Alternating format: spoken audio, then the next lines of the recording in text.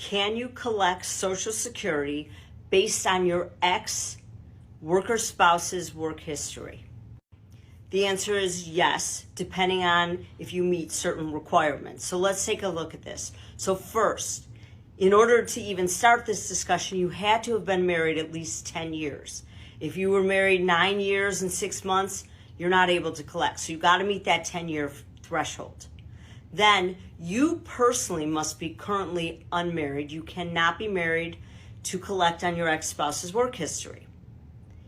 In addition, you are able, just like a current spouse, to collect up to 50% of the worker spouse's full payment amount. So in other words, if you wait until your full retirement age, you can collect 50%. If they're eligible for $2,000, you'll be able to collect $1,000.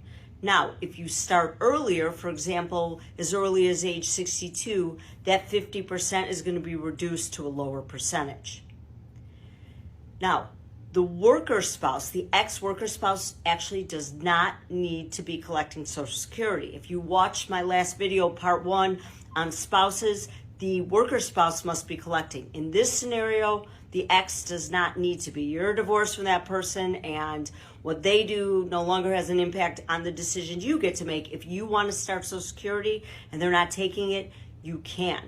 But in order to be able to do that, you have to be divorced at least 2 years to be able to start it, even though the worker spouse has not.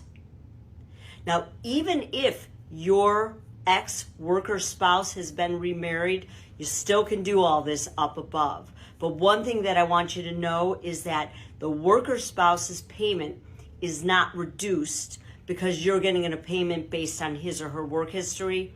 They still are going to earn the same amount. And even if they took their Social Security early, you're still going to get 50% of what it could have been for them at their full retirement age.